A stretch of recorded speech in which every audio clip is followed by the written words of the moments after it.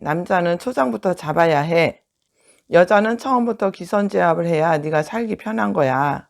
안녕하세요. 함께 사는 세상TV 이미숙입니다. 이게 다 무슨 말일까요? 많은 분들이 짐작하셨을 것입니다. 남녀 사이에 결혼을 앞두고 부모나 형제 또는 친구로부터 받는 결혼 생활에 필요한 조언입니다. 딸 가진 엄마는 자녀가 결혼식을 올리기 전 이런 말을 하죠. 네가 평생 고생 안 하려면 초장부터 네 남편 길을 잘 들여야 한다. 안 그러면 남자들은 한눈 팔기 쉬워. 그러면 너만 고생이고 손해야. 여자들은 어머니로부터 이런 말을 듣는 반면 남자들은 친구로부터 자고로 여자는 처음부터 기선제압을 해야 해. 그래야 아침밥 제대로 얻어먹을 수 있어 임마. 여러분은 결혼하기 전 주위에 있는 사람들로부터 어떤 조언을 들으셨나요? 결혼하면 상대를 휘어잡는 것 또는 기선제압을 하는 것을 가르칩니다. 그래야 제대로 잘 산다는 말을 하기도 하죠. 그렇게 가르침을 받은 사람들이 과연 잘 살고 있을까요? 이런 말을 듣고 결혼한 커플들은 또 자녀를 낳아 결혼하게 되면 자기가 듣고 배운 것을 고스란히 그 자녀에게 대물림을 하게 됩니다. 부모가 자녀에게 가르치는 것이 사람과 관계를 어떻게 해야 잘하는 것인지를 가르치기보다 사람과의 관계를 깨뜨리는 것을 가르치게 됩니다. 그 자신도 부모로부터 관계 회복에 대해 배우지 못했기 때문입니다. 사람은 누구나 자신이 배우지 못했으니 자녀에게 가르칠 수 있는 것이 없고 내가 배운 것들로만 가르치게 되어 있습니다. 어떤 TV 프로그램에서 아이들의 문제는 결국 부모에게 문제가 있음을 보면서 우리 부모님도 그분들의 부모로부터 배우지 못했기에 자신의 자녀에게도 가르치지 못한다는 것을 깨닫게 되니 사랑과 사람치유센터에서 내가 듣고 배우는 것이 얼마나 크고 놀라운 일인지 감사하는 마음이 저절로 들었습니다. 우리나라 유교에 의한 예의 범절을 배우지만 그것이 지나쳐 사람의 눈치를 보게 되고 상대를 배려한다기보다 그 배려 속에 자기의 이득을 취하는 것이 우선입니다. 그리고 가정교육을 하면서 하는 말이 나가서 네가 잘못하면 부모가 욕을 먹는다고 가르칩니다. 부모가 욕먹지 않게 잘해야 한다는 말을 하곤 하죠. 자녀의 자존감보다는 부모 자신을 위해 교육한다고 하면 너무 심한 말을 하는 걸까요? 옛날에는 배운 것을 가지고 남을 위해 살라고 가르쳤지만 지금은 배운 것을 가지고 사람을 위해 사는 것보다 너나 잘 살라는 것을 가르칩니다. 그러다 보니 점점 세월이 갈수록 세상은 각박해져 가고 혼자 사는 방식을 택하는 젊은이들이 늘어갑니다. 혼자 사는 것이 편하다는 생각을 하게 되는 것이죠. 저희 부모님은 저희 형제에게 어른을 공경하는 것과 사람끼리의 예절에 관해서 성에 대해서 말의 예절에 대해서 생활 속에서 여자가 해야 할 일 등등 많은 것을 가르쳐 주셨습니다. 그렇지만 부부의 관계, 부모와 자녀의 관계, 형제의 관계, 이웃과의 관계, 환경의 관계, 일의 관계에 대해서는 배우지 못했습니다. 부모에게 이러한 것을 배우지 못했는데 내 아이들에게 관계에 대해 어떻게 가르칠 수 있을까요? 내가 부모에게서 사람의 관계를 배우지 못하다 보니 내 자녀에게도 가르쳐 줄 수 없었습니다.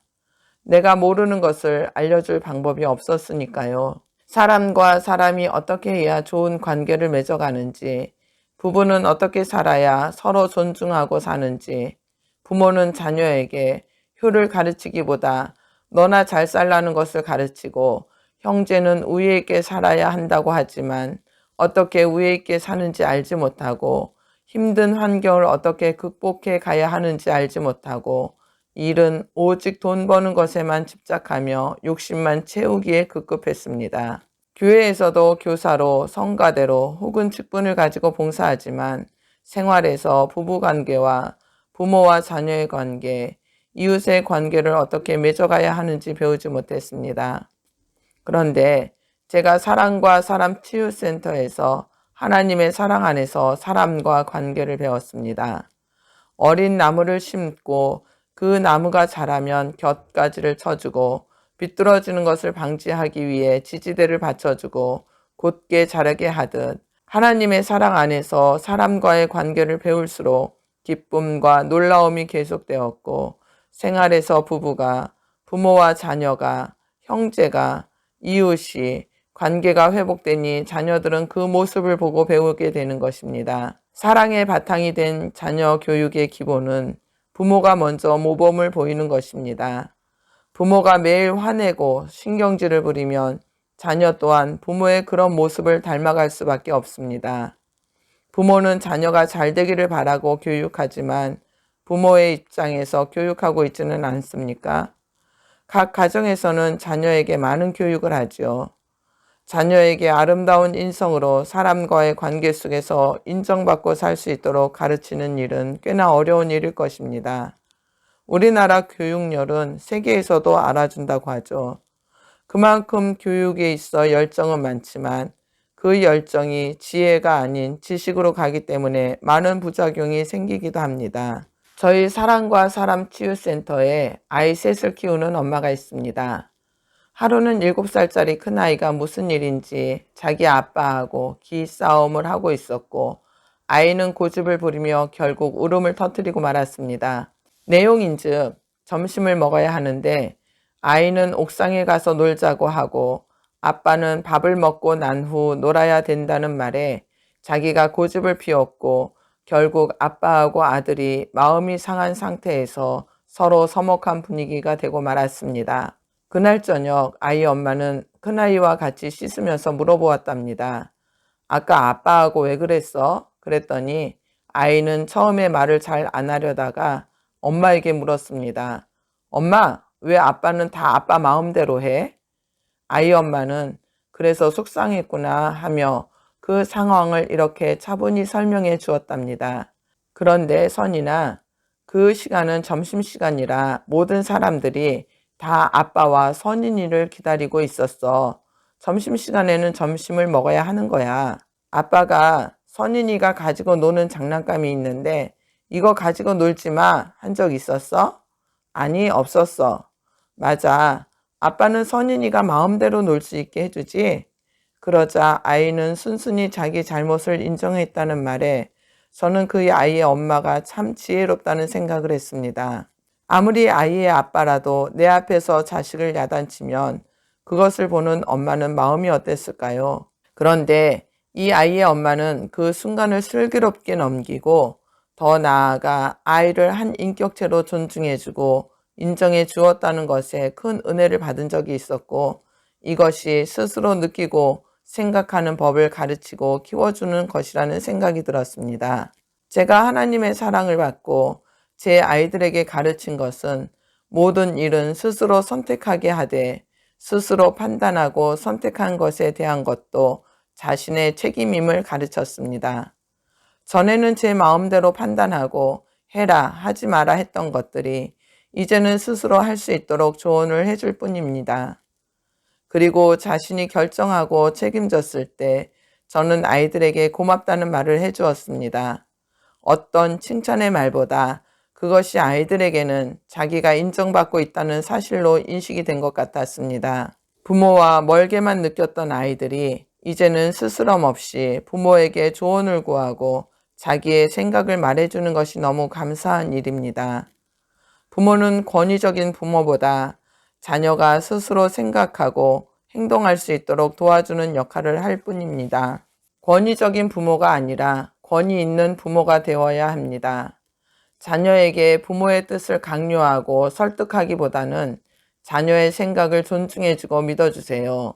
그렇게 된다면 부모의 권위는 자연스럽게 생겨날 것이며 자녀들은 부모를 존경하게 되며 공경할 것입니다. 부모가 판단해서 어떤 일을 해라, 하지 마라 라고 말하는 것보다 자녀 스스로 판단할 수 있도록 옆에서 질문을 던져주는 것도 한 가지 방법이 될 것입니다.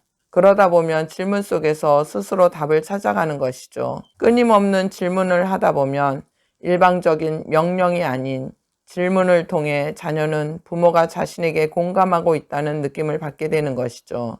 부모가 자녀의 일에 섣불리 결정을 내리면 자녀로 선택할 수 있는 권리를 빼앗는 동시에 자녀는 책임감 또한 없어지게 될 것입니다. 자녀로 스스로 결정하고 선택할 수 있도록 도와준다면 그 자녀는 성장하면서 사람과 관계 속에서 서로 도우며 사는 방법을 취득할 수 있을 테니까요. 또한 결과보다 과정을 칭찬하고 많이 격려해 주세요.